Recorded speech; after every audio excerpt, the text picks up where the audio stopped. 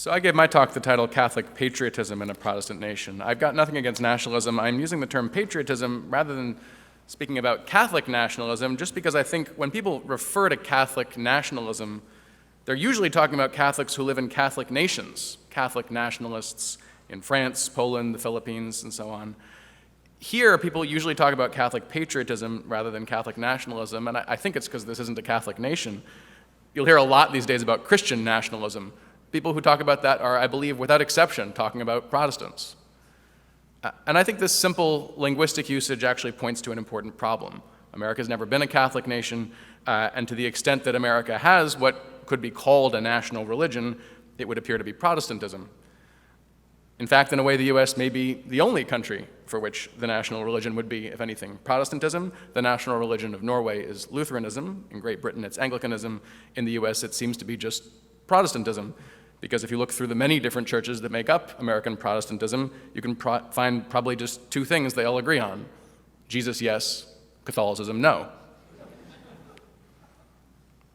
Now, of course, unlike Norway and Great Britain and many others, the US has never had officially a national religion.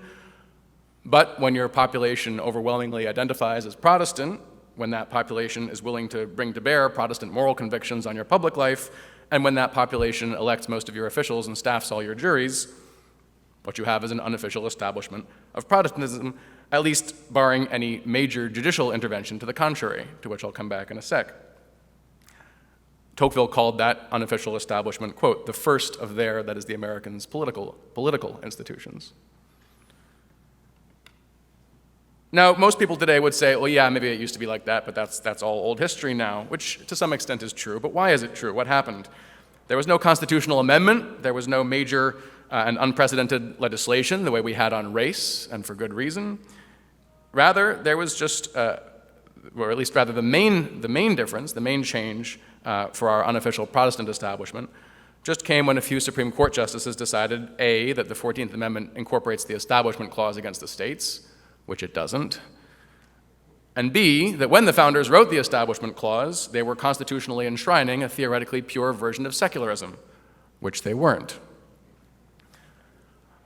I should mention, though, our national push for secularism came, as I said, mostly through the courts, not entirely. There was also, for example, a demand by many Catholic parents to take Bible reading out of the public schools on the grounds that it was the wrong Bible, namely the King James.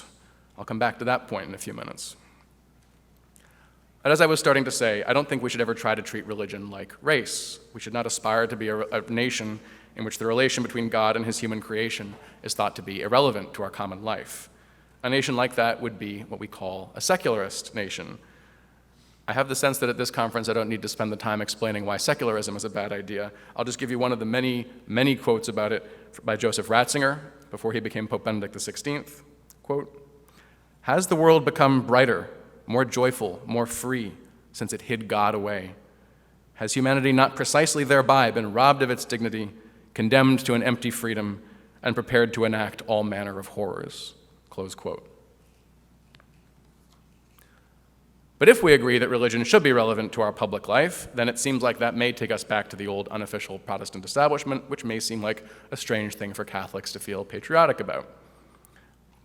It's in response to that difficulty, I suspect, that we've seen so many conservative Catholic intellectuals throughout our nation's history try to suggest that America may be, or may become, somehow more Catholic than it currently seems to be. One simple version of that would say, Protestantism is on the decline and Catholicism is on the rise. We have more babies.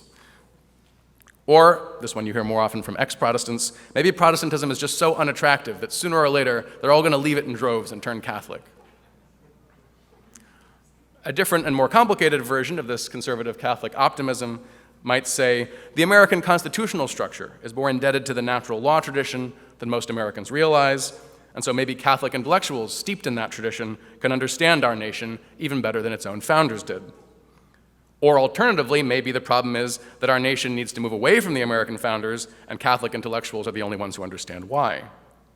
Either way, maybe now is finally the time when Catholics will step forward to provide the whole American nation with a new, conservative, religiously informed governing philosophy that the nation so badly needs in order to renew its fraying social fabric, particularly and most recently after the collapse, first theological and then the demographic collapse of the Protestant mainline.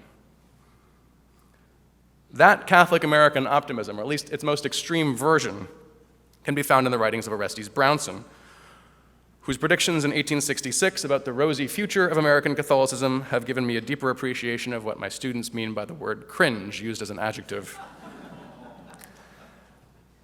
But there have been other, more moderate versions of that optimism after Brownson.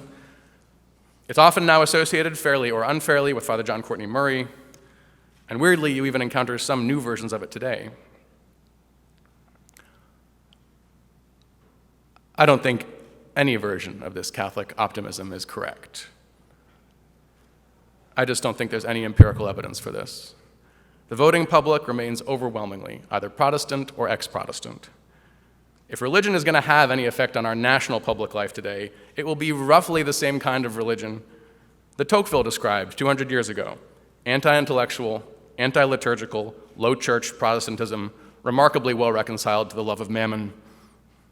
And, for all that, still way better than secularism, as Tocqueville also rightly insisted.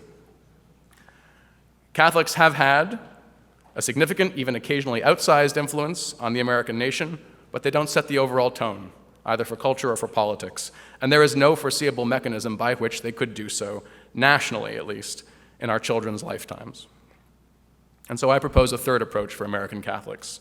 We don't want a secularist country. We're not going to be a Catholic country. Reconcile yourself to the fact that the U.S. is now, and humanly speaking, ought to remain, in some sense, a Protestant country. Our unofficial establishment is now much weaker than it once was. It's not entirely gone, and in some places it could be partly revived. Our Supreme Court appears, as we speak, to be wriggling out of the stranglehold that secularist theory had held it in for some 3 generations.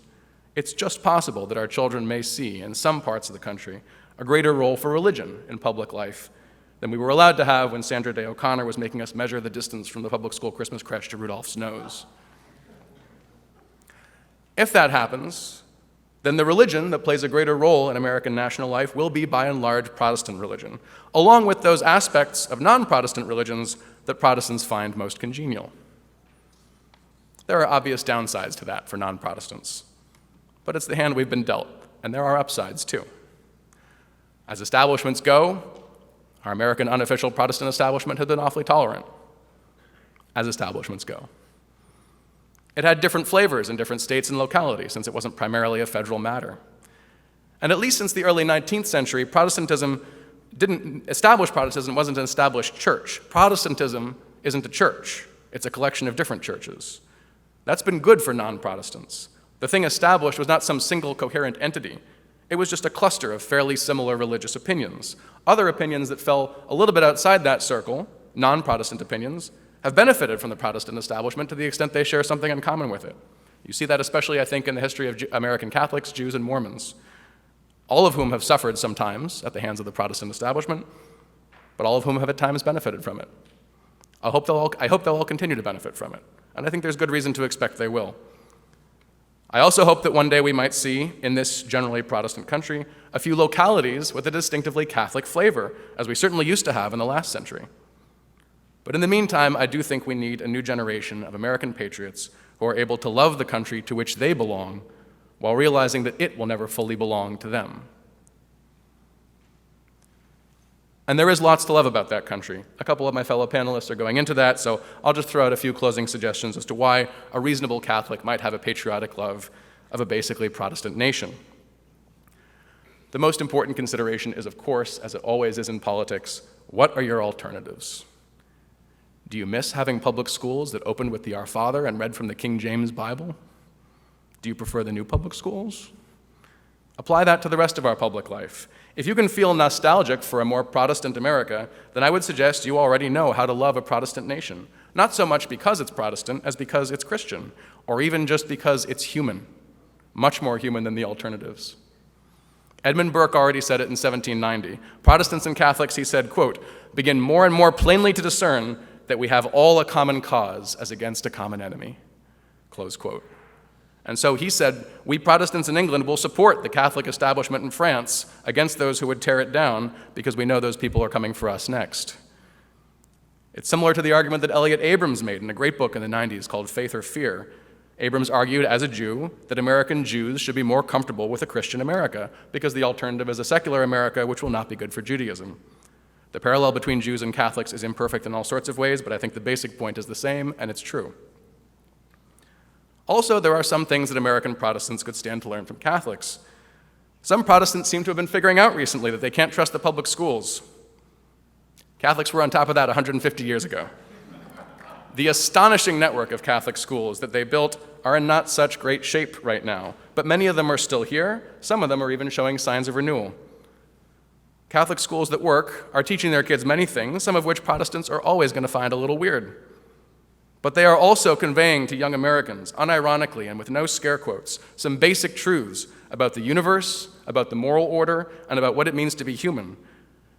Truths that the founders assumed that all American citizens would have to be learning in order for our republic to work, but that most of our nation's public school teachers have now been told by the school district lawyers they can't even teach in class because of the First Amendment, or maybe even Title IX under this administration. That is one of the many significant and unique contributions to the life of our basically Protestant nation that Catholics can and should be proud of, even today.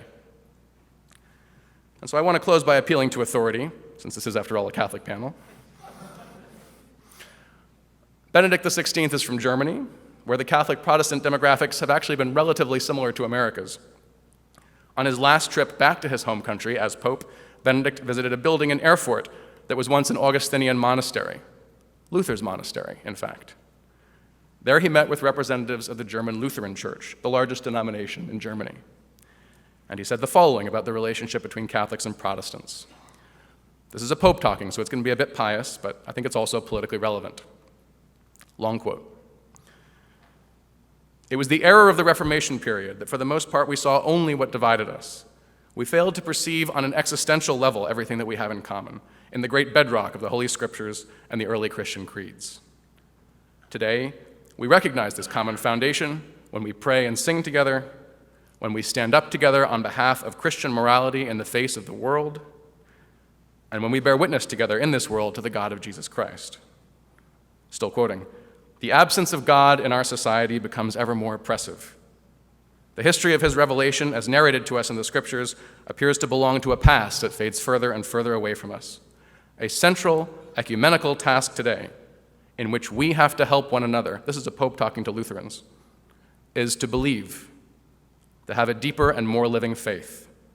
Only through a faith that is thought through anew and lived out anew does Christ, and with him the living God, enter into this world of ours.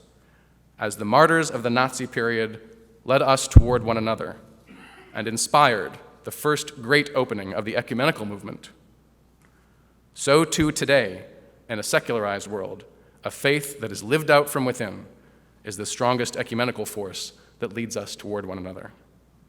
Close quote. Us again, that is Catholics and Protestants. Thank you.